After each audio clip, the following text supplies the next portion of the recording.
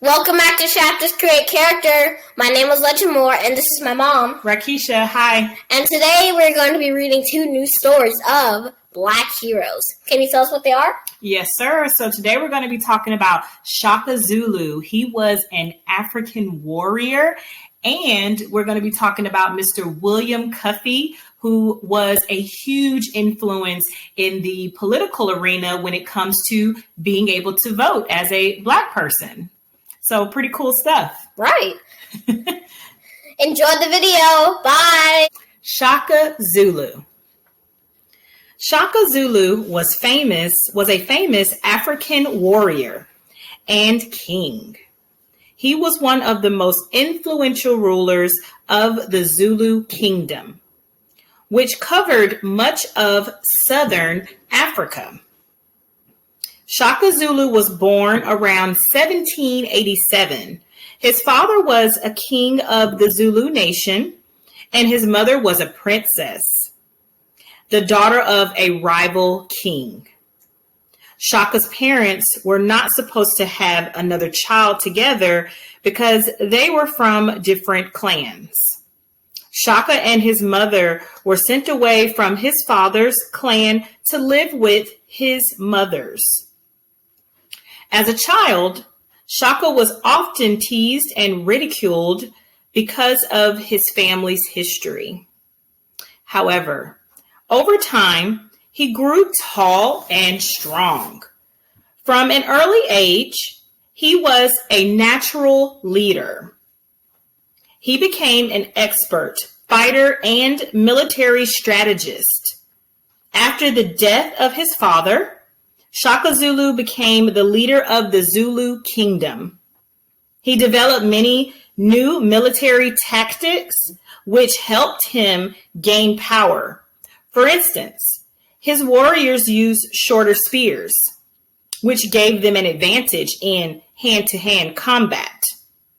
And they fought with larger and stronger shields that offered more protection. These new weapons and war strategies made Shaka's army very powerful.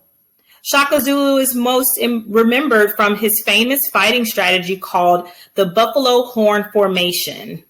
Come on, legend, let's get in formation. This 3-part attack formation places the more experienced warriors in the center or the chest of the buffalo. Other soldiers form the horns of the buffalo. They surround the enemy, making it hard for them to escape. Under Shaka Zulu's rule, the Zulu nation expanded to include nearly 250,000 people, plus an army of 50,000 men. As king, Shaka Zulu became a respected leader by building friendships and relationships with neighboring clans in order to fight against larger tribes. Today, Shaka Zulu is still admired by the Zulu nation. His military strategies and rulership continue to be studied by historians and scholars. I need no bodyguard at all, for even the bravest men who approach me get weak at the knees and their hearts turn to water. Explore more. Shaka Zulu mastered several fighting styles. I wish I could. What about you guys? Yeah. Research other ancient fighting styles like Kung Fu, Kung Fu Panda, Jiu-Jitsu, and Taekwondo. That's pretty interesting. William Cuffay. William Cuffay was a politician and political activist. He was one of the leaders of the Chartist movement and a champion for workers' rights in Britain. William Cuffay, the son of a former enslaved man and an English woman, was born in 1788 in Chatham, Kent, where his father worked as a cook on a warship. William was trained to be a tailor, but he also took an interest in politics. His political life began in 1834 when he and fellow workers organized a strike in support of tailors who were forced to work long hours for low wages. Because he protested, he lost his job and could not find work anywhere. William eventually joined the People's Charter movement. This was a political reform movement in Britain that had 6 demands, including that all men should have the right to vote and that members of parliament should not have to be property owners. William became determined to fight for equality in British society. Before long, William became one of the leaders of a movement called Chartism, which took its name from the People's Charter. This was one of the largest political movements of the working class in Britain.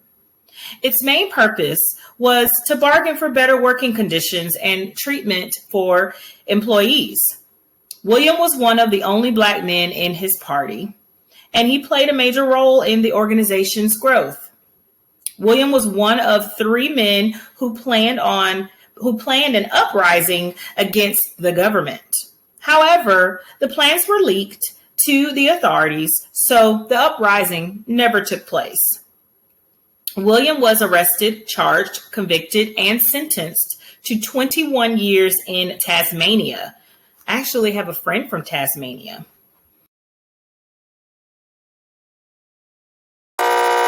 An island south of Australia.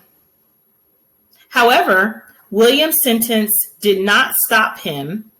When political prisoners were pardoned and allowed to leave Tasmania, William stayed. He worked as a tailor and continued his involvement in radical politics until he passed away in 1870. People today are still inspired by his commitment to supporting workers' rights. I say you have no right to sentence me. Explore more. Read Kids on Strike by Suzanne Campbell Bartoletti to find out about children who worked in coal mines in the early 1900s and how they found the bravery to go on strike to protest their inhumane working conditions. I hope you guys enjoyed this book. Thanks so much and see you next time.